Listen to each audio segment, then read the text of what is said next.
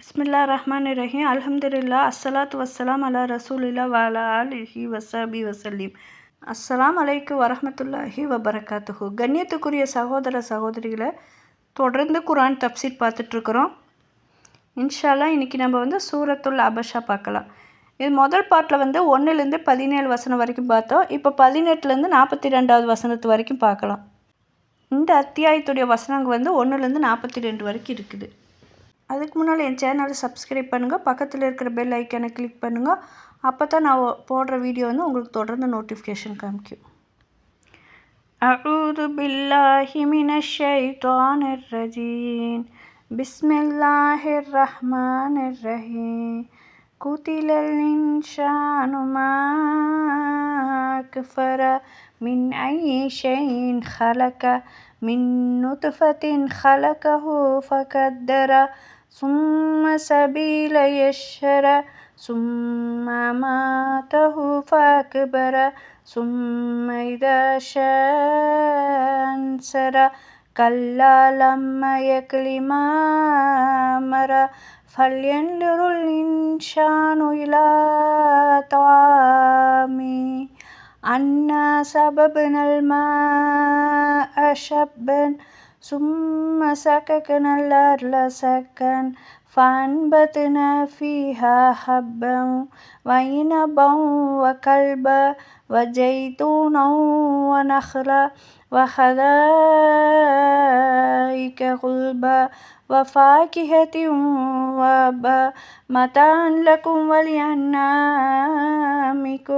فإذا جاءت الساخة يوم يفر المرء من أخيه وأمه وأبيه وصاحبته وبنيه لكل امرئ منهم يومئذ شأن يغنيه وجوه يومئذ مسفرة لاهقة مستبصرة ووجوه يومئذ عليها غبرة ترهقها قترة أولئك هم الكفرة الفجرة. நன்றியற்ற மனிதன் சபிக்கப்பட்டு விட்டான். நன்றி கெட்டு அவனை நிராகரிப்பவனாக இருக்கச் செய்தது எது? எப்பொருளால் அவனை அல்லாஹ் படைத்தான் என்பதை அவன் சிந்தித்தானா? ஒரு துளி இந்திரத்திலிருந்து அவனை படைத்து அவனை அளவுப்படி சரியாக்கினார். பின்னர் அவனுக்காக வழியை எளிதாக்கினார். பின்னர் அவனை மரணிக்கச் செய்து அவனை மண்ணறைக்குள் ஆக்கினான். பின்னர் அவன் விரும்பும்போது அவனை உயிர்ப்பித்து எழுப்புவான். இவ்வாறிருந்தும் அல்லாஹ் மனிதனுக்கு எதை ஏவினானோ அதை அவன் நிறைவேற்றுவதில்லை. எனவே மனிதன் தன் உணவின் பக்கம் அது எவ்வாறு பெறப்படுகிறது என்பதை கவனித்து பார்க்கட்டும். நிச்சயமாக நாமே மழையை நன்கு பொழியச் செய்கிறோம். பின்னர் பூமியை நன்கு பிளக்கச் செய்தோம். பின்னர் அதிலிருந்து வித்தை முளைக்கச் செய்கிறோம். திராட்சைகளையும் புட்பூண்டுகளையும் ஒலிவ மரத்தையும் பேரிச்சையும் அடர்ந்த தோட்டங்களையும் பழங்களையும் தீவனங்களையும் இவையெல்லாம் உங்களுக்கு உங்கள் கால்நடைகளுக்கு பயனளிப்பதற்காக. ஆகவே யுக முடிவின் போது காதை செவிடாக்கும் பெரும் சப்தம் வரும்போது அந்த நாளில் மனிதன் வெருண்டோடுவான். தன் சகோதரனை விட்டும் தன் தாயை விட்டும் தன் தந்தையை விட்டும் தன் மனைவியை விட்டும் தன் மக்களை விட்டும் வெருண்டோடுவான். அன்று ஒவ்வொரு மனிதனுக்கும் அவன் நிலையே போதுமானதாய் இருக்கும். அந்த நாளில் முகங்கள் பிரகாசமுள்ளவையாக இருக்கும், சிரித்தவையாகவும் மகிழ்வுடையதாகவும் இருக்கும். ஆனால் அந்த நாளில் வேறு சில முகங்கள் அவற்றின் மீது புழுதி படிந்திருக்கும், அவற்றை கருமை இருள் மூடியிருக்கும். அவர்கள்தாம் நிராகரித்தவர்கள், தீயவர்கள்.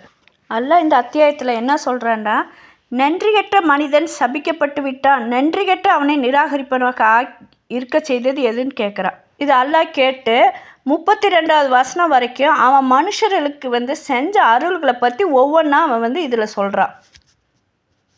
எந்த பொருளால் அவனை நம்ம படைச்சோங்கிறத அவன் சிந்திக்க வேணாமா? ஒரு துளி இந்திரியத்திலேருந்து அவனை நம்ம படைச்சிருக்கிறோம்.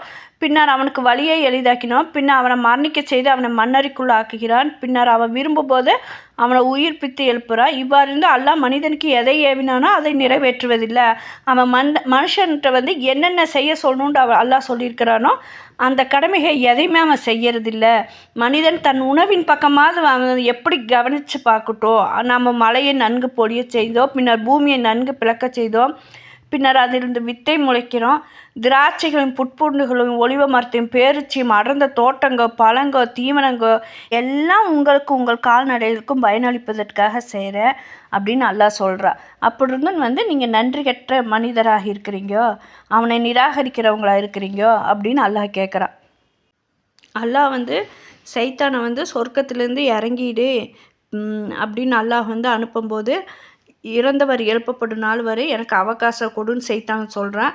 நிச்சயமாக நீ அவகாசம் கொடுக்கப்பட்டவனாக இருக்கிறான்ட்டு சொன்னதுக்கப்புறம் அதுக்கு சைத்தான் அல்லாட்ட சொல்கிறான், நீ என்னை வழிகட்டவனாக ஆக்கியதின் காரணத்தினால ஆதமுடைய சந்ததிகள் உன்னுடைய நேரான பாதையில் செல்லாமல் தடுப்பதற்காக அந்த வழியில் அவங்களுக்காக உட்கார்ந்து கொள்வேன் என்று கூறுறான்.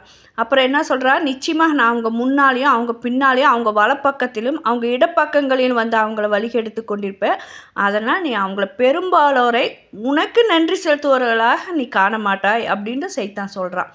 அப்போ அவனுடைய பேச்சை கேட்டு நம்ம அல்லாஹ்க்கு நன்றி செய்யாமல் இருந்தால் அது எப்படி நம்மளை வழிகேட்டில் கொண்டு போய் நம்மளை நரகத்தில் கொண்டு போய் தள்ளுன்னு பாருங்க. அதிகமாக நம்ம அல்லாஹ்வுக்கு நன்றி செய்யக்கூடியவங்களாக இருக்கணும். நம்ம இஸ்லாத்தை நம்ம தழுவிட்டால் ஒவ்வொருவருக்கும் இந்த கட்டாயமாக இந்த பண்பு இருப்பது நம்மளுக்கு அவசியமாக இருக்குது. நம்ம உலகத்தில் வருவதற்கு முன்னால் நம்ம அன்னை வயிற்றிலிருந்து இருளிலிருந்து எனக்கு காற்றையும் உணையும் அல்லாஹ் அளித்தான். அன்னையின் வயிற்றிலிருந்து வெளிப்பட்டு இந்த உலகில் நம்ம அடியெடுத்து வைத்த போது என்னை பராமரித்து வளர்த்திட அவன் என்னென்ன ஏற்பாடுகள் எல்லாம் செய்தேன்னு அல்லாஹ் இதில் சொல்கிறான். நம்ம சிறிதும் சக்தியற்றவர்களாக இருந்தோம். பேசுவதற்கு நாவும் செயல்பாடுவதற்கு கைகால்களும் நம்மளுக்கு இல்லாதா இருந்தது. அல்லாஹ் நம்மளை வளர்த்து ஆளாக்கினான். நம்ம உடலுக்கு சக்தியை அளித்தான். சிந்திக்கும் புரிந்து கொள்ளவும் பேசவும் ஆற்றலும் அளித்திருக்கிறார். நமக்கு உணவு காற்று கிடைக்க வேண்டும் என்பதற்காக வான பூமியின் நிர்வாக எந்திரம் மூலம் எந்த நேரமும் இயங்கி கொண்டிருக்கிறது. இதைத்தான் இந்த வசனத்தில் அல்லாஹ் சொல்கிறான். இத்தனையும் செஞ்ச அல்லாஹை நம்ம ஒவ்வொரு விஷயத்துக்கும் அல்லாஹை புகழக்கூடியவங்களாக இருக்கணும். அல்லாஹ்க்கு நன்றி செய்யக்கூடியவங்களாக நம்ம இருக்கணும். அல்லாஹ் மறந்த நிலையில் அல்லாஹ்க்கு சொல்கிறதுக்கு மாற்றமாக நம்ம எதையுமே நடக்கக்கூடாது. நம்ம சைத்தானுடைய அடித்தவர்களை பின்பற்றி அவனை நம்ம அவனை உற்ற தோழனாக ஆக்கிக்கூடாது. அவன் என்ன சொல்கிறான், நீ அவர்களின் பெரும்பாலோரையில் உனக்கு நன்றி செலுத்துவர்களாக காண மாட்டாய் அப்படின்னு சொல்கிறான். அதற்கு அல்லாஹ் என்ன சொல்கிறான், நீ நிந்திக்கப்பட்டவனாகவும் வெட்டப்பட்டவனாக இங்கிருந்து வெளியேறு. அவங்கள உன் பின்பற்றுவோரை உங்கள் யாவரையும் கொண்டு நிச்சயமாக நான் நரகத்தில் இருப்பேன் அப்படின்னு அல்லாஹ் சொல்கிறான். அதுக்கப்புறம் அல்லாஹ் இந்த வசனத்தை சொன்னால், யுக முடிவின் போது காதை செவிடாக்கும் பெரு சப்தம் வரும். அந்த நாளில் மனிதன் விரண்டோடுவான். தன் சகோதரனை விட்டு, தன் தாயை விட்டு, தன் தந்தையை விட்டு, தன் மனைவியை விட்டு, மக்களை விட்டுன்னு ஒவ்வொரு மனிதனும் அவன் நிலைவே போதுமானதாக அந்த நேரத்தில் இருக்குங்கிறது அல்லாஹ் சொல்கிறான்.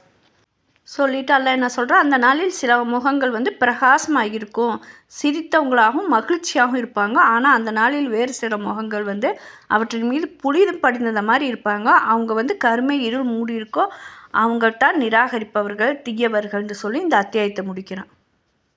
அல்லாஹ் எத்தகையனால் அவன்தான் என்னை படைத்தான், மேலும் அவனே எனக்கு பின்னர் வழிகாட்டுகிறான்.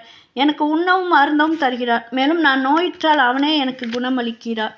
அவனே என்னை மன்னிக்க செய்வான், பின்னர் மீண்டும் எனக்கு வாழ்வளிப்பான். மேலும் கூலிக்கு கொடுக்கப்படும் நாளில் அவன் என் பாவங்களை மன்னித்தருள்வான் என்று நான் அவனிடம் நம்பிக்கை கொண்டுள்ளேன். யா அல்லாஹ், எனக்கு நீ நுண்ணறிவு திறனை வழங்குவாயாக. மேலும் என்னை உத்தமர்களோடு சேர்த்து வைப்பாயாக. மேலும் பிற்கால மக்களிடையே எனக்கு உண்மையான புகழை வழங்குவாயாக. மேலும் அருட்கொடைகள் நிரம்பிய சோனத்தின் வாரிசுகளுள் என்னையும் ஒருவராக ஆக்குவாயாக. யா அல்லாஹ், நான் உன்னுடைய அருட்கொடையை எதிர்பார்க்கிறேன். எனவே கண் சிமிட்டும் நேரம் கூட என்னை என் விருப்பத்திற்கு விட்டு விடாதே. என்னுடைய ஒவ்வொரு செயலையும் சீர் செய்வாயாக.